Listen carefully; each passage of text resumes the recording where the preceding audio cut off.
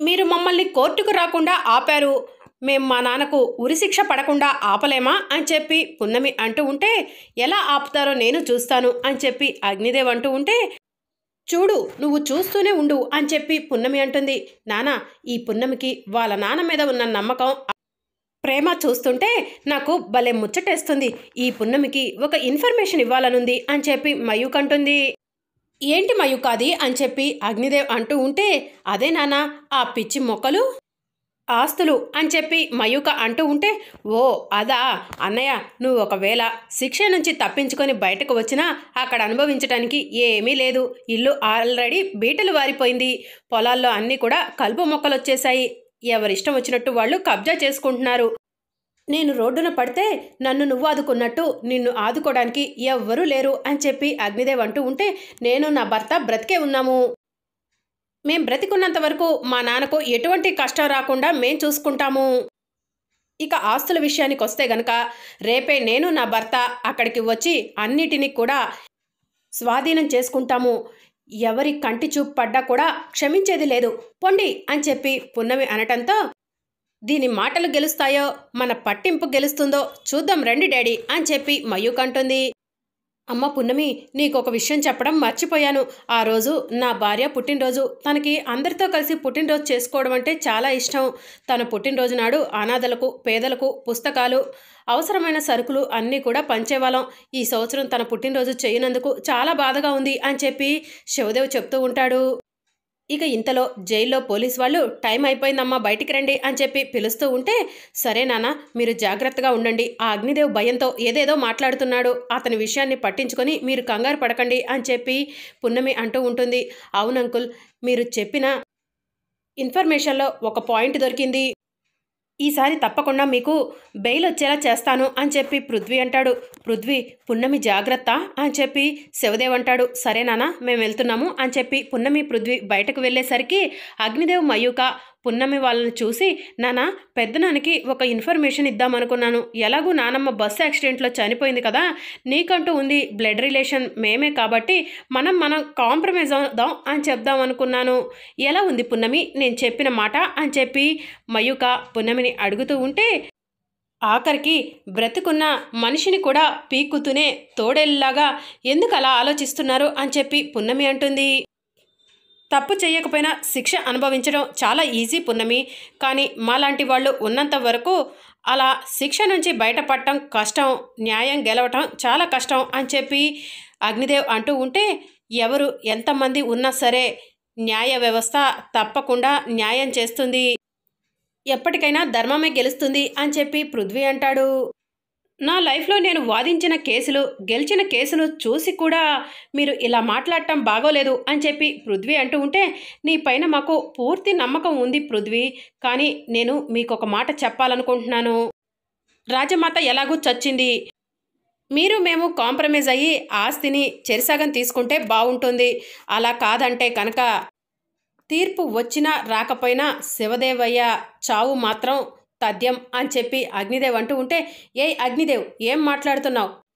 మా నాన్న ప్రాణాలు తీయటం కాదు, మా నాన్నని చంపాలని ప్రయత్నం చేసినా కూడా నిన్ను ఇక్కడికిక్కడే చంపేస్తాను. మీ శవాలు తీసుకుపోవడానికి మనుషులు కూడా ఉండరు అని చెప్పి పున్నమి అంటుంది. నానా, ఈ పున్నమి ఇంత సీరియస్గా వార్నింగ్ ఇస్తుంటే నాకు భయం రావట్లేదు, నవ్వు వస్తుంది అని చెప్పి మయూక్ అంటుంది.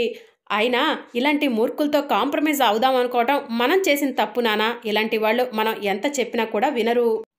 ఆస్తి అనవసరంగా అభాగ్యుల పాలవుతుంది అని చెప్పి మయూక్ అంటుంది.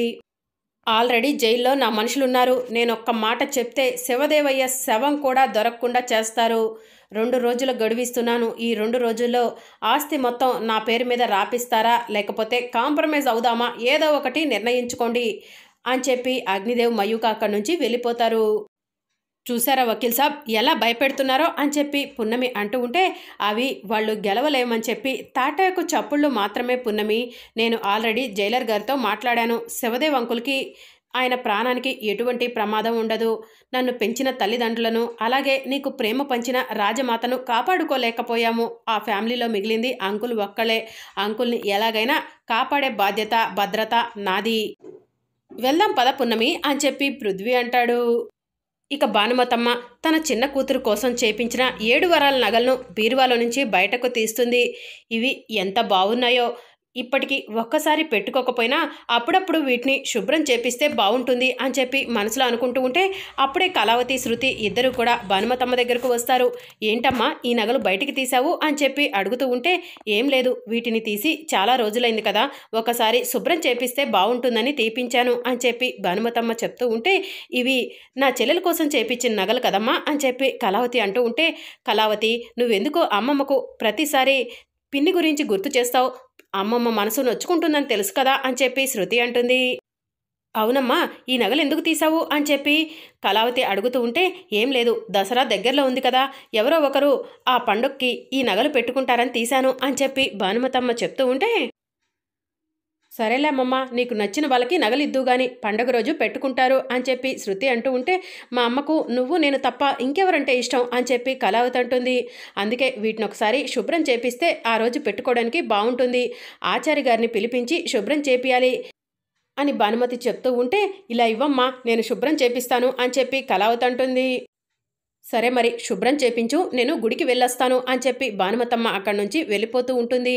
ఇక శృతి, కళావతి ఇద్దరు కూడా నగల బాక్స్ని ఓపెన్ చేసి చూసి, ఈ నగలు చూస్తుంటే నాకు ఒక ఐడియా వచ్చింది, అమ్మమ్మ నగలు శుభ్రం చేపించమని ఆచార్య గారి దగ్గరకు వెళ్ళమని చెప్పింది కదా, ఆచార్య గారు లేరు, రేపు వస్తారు, అప్పటి వరకు ఈ నగలను నీ దగ్గరే ఉంచు పున్నమి అని చెప్పి పున్నమికి ఇచ్చి భద్రపరిచేలా చేద్దాం, పున్నమికి తెలియకుండా వాటిని మనమే కొట్టేద్దాం, అప్పుడు ఆ పున్నమిని అమ్మ ఇంట్లో నుంచి బయటకు గెంటేస్తుంది, అలాగే ఈ ఆస్తి బావ నీ సొంతం అవుతాడు అని చెప్పి కళావతి చెప్తూ ఉంటే, నువ్వు ఇలా క్యాష్ చేసుకున్నావమ్మా, ఆ పున్నమికి నీలాప నిందలు ఇలా వచ్చేలా చేశావా అని చెప్పి శృతి అంటుంది.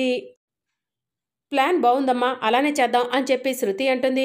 ఇక భానుమతమ్మ గుడికి వెళ్తూ ఉంటే, ఎక్కడికి వెళ్తున్నారు అత్తయ్య గారు అని చెప్పి సావిత్రి అంటూ ఉంటే, వసే సావిత్రి నీకు కొంచెమైనా బుద్ధుందా, బయటికి వెళ్ళేటప్పుడు ఎక్కడికని అడుగుతారా, గుడికి వెళ్తున్నాను అని చెప్పి భానుమతమ్మ అంటుంది. నువ్వు కూడా వస్తావా అని చెప్పి భానుమతమ్మ అంటూ ఉంటే, మీరు రమ్మంటే వస్తాను అత్తయ్య గారు అని చెప్పి సావిత్రి అంటుంది. అయితే పద వెళ్దాం అని చెప్పి భానుమతమ్మ అంటుంది. సావిత్రి కళావతికి నగలిచ్చి ఆచార్య గారితో శుభ్రం చేపించమని చెప్పాను, శుభ్రం చేపించిన తర్వాత వాటిని తీసుకొని నీ దగ్గరే భద్రంగా ఉంచు అని చెప్పి భానుమతమ్మ చెప్తూ ఉంటే, సరే అత్తయ్య గారు అని చెప్పి సావిత్రి అంటుంది. ఇంతలో కళావతి వచ్చి, అమ్మా ఆచార్య గారు ఊర్లో లేరంట, రేపు శుభ్రం చేస్తా అన్నారు అని చెప్పి చెప్తూ ఉంటే, సరే మరి మేము గుడికి వెళ్తున్నాం, వచ్చే వరకు నగలు నీ దగ్గరే భద్రంగా ఉంచు అని చెప్పి భానుమతమ్మ చెప్తూ ఉంటే, నీతో పాటు మేం కూడా గుడికి వస్తామమ్మా అని చెప్పి కళావతి అంటుంది. సరే ఇంట్లో భాగ్య ఉంది, భాగ్యకి ఇచ్చి భద్రంగా ఉంచమని చెప్పు అని చెప్పి భానుమతమ్మ చెప్పడంతో, సరే అమ్మా అని చెప్పి కళావతి ఇంట్లోకి వెళ్తుంది. ఏంటమ్మా మన ప్లాన్ చేంజ్ అయిందా, పున్నమికి నగలివ్వాలనుకున్నాం కదా, అమ్మమ్మేమో భాగ్యకి ఇవ్వమంది అని చెప్పి శృతి అంటూ ఉంటే, ఆ భాగ్య ఇంట్లో నుంచి బయటకు వెళ్ళటం నేను చూశానే, ఇప్పుడు ఇంట్లో ఉంది పున్నమి ఒక్కటే అని చెప్పి కళావతి చెప్తూ ఉంటే, అయితే పున్నమియే ఈ నగలు తీసుకోవాలన్నమాట అని చెప్పి శృతి అంటుంది. భాగ్య భాగ్య అని చెప్పి కళావతి పిలుస్తూ ఉంటే, భాగ్యక్క బయటికి వెళ్ళింది పిన్నిగారు అని చెప్పి కళావతి అంటుంది. అయితే మేమంతా గుడికి వెళ్తున్నాం, ఈ నగలు నీ దగ్గరే భద్రంగా ఉంచమని మా అమ్మ చెప్పింది అని చెప్పి కళావతి చెప్తూ ఉంటే, నగల అంత విలువైన నా దగ్గర ఎందుకండి, మీరే దాచుకొని వెళ్ళండి అని చెప్పి పున్నమి అంటూ ఉంటే, అబ్బా అమాయకురాలు ఎంత చక్కగా మాట్లాడుతుందో, అమ్మమ్మ చెప్పింది అన్న తర్వాత కూడా నువ్వు ఇలా మాట్లాడతావేంటి, అమ్మమ్మ బయటే ఉంది కావాలంటే వెళ్ళి అడుగు అని చెప్పి శృతి అనటంతో, ఆవిడను నేనేం అడగనండి అని చెప్పి పున్నమి అంటుంది. అమ్మమ్మ నువ్వే కదా నగలు లోపల పెట్టమని చెప్పింది అని చెప్పి శృతి అంటూ ఉంటే, అవునే త్వరగా ఇచ్చిరండి అని చెప్పి భానుమతమ్మ అంటూ ఉంటే, అప్పుడే పృథ్వీ వచ్చి, ఏంటి పున్నమి అంతలా ఆలోచిస్తున్నావు, ఆ నగలు మనవి, మనము పరాయి వాళ్ళం కాదు, ఆ నగలు తీసుకొని దాచిపెట్టు అని చెప్పి పృథ్వీ అంటూ ఉంటే, సరే వకీల్ సాబ్ అని చెప్పి పున్నమి అంటుంది. జాగ్రత్త పున్నమి, అవి అసలే మా చెల్లెల నగలు అని చెప్పి కళావతి, శృతి అక్కడి నుంచి వెళ్ళిపోతారు. నగలు భాగ్యకిచ్చారా అని భానుమతమ్మ కళావతిని అడుగుతూ ఉంటే, కాదమ్మా ఆ పున్నమికి ఇచ్చాము అని చెప్పి కళావతి చెప్తూ ఉంటే, దానికి ఎందుకు ఇచ్చారు అని చెప్పి భానుమతమ్మ అంటూ ఉంటే, భాగ్య ఇంట్లో లేదు, గత్యంతరం లేక ఆ పున్నమికి ఇవ్వాల్సి వచ్చింది అని చెప్పి కళావతి చెప్తూ ఉంటే, వాటిని జాగ్రత్త చేయమని చెప్పారా అని చెప్పి భానుమతమ్మ అంటూ ఉంటే, ఆ విషయం చెప్తేనే తను చాలా పొగరుగా మాట్లాడింది. బంగారం విలువ నాకు బాగానే తెలుసు, నేను జాగ్రత్తగానే ఉంటాను, అయినా ఇవి మా నగలే కదా అన్నట్టు మాట్లాడింది అమ్మమ్మ అని చెప్పి శృతి అంటుంది. ఏకై వచ్చి మేకులా తయారైనట్టు దానికి ఈ మధ్య కాస్త నోరు బాగా లేస్తుంది, గుడి నుంచి వచ్చాక దాని సంగతి చెప్తాను అని చెప్పి భానుమతమ్మ అంటుంది. ఇక ఇంతలో పున్నమి నగలు తీసుకెళ్లి దాచిపెడుతూ ఉంటే శృతి చాటుగా ఉండి చూస్తూ ఉంటుంది. పున్నమి దాచిపెట్టావా అని చెప్పి పృథ్వీ అంటూ ఉంటే, దాచాను వకీల్ సాబ్ అని చెప్పి పున్నమి చెప్తూ ఉంటుంది.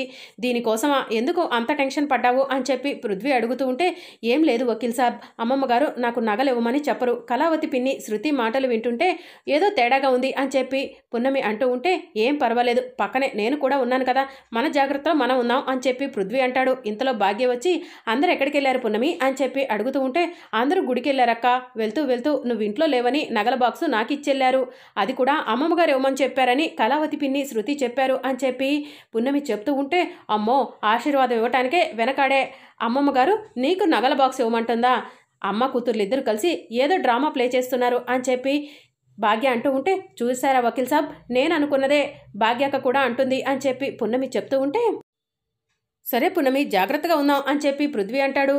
ఇక గుడి నుంచి వచ్చిన భానుమతమ్మ కళావతి ఇద్దరు కూడా మాట్లాడుకుంటూ ఉంటారు. ఈరోజు దర్శనం బాగా అయింది కదమ్మా అని చెప్పి కళావతి అంటూ ఉంటే, మీతో రావటం వల్ల మాకు కూడా అమ్మవారిని అంత బాగా అలంకరించడం చూసే భాగ్యం దక్కింది అత్తయ్య అని చెప్పి సావిత్రి అంటుంది. మరి అప్కమింగ్ ఎపిసోడ్లో ఏం జరగబోతుందో తెలుసుకోవాలనుకుంటున్నారా? అయితే ఛానల్ను సబ్స్క్రైబ్ చేసుకొని సపోర్ట్ చేయడం మర్చిపోకండి. Thank you for watching.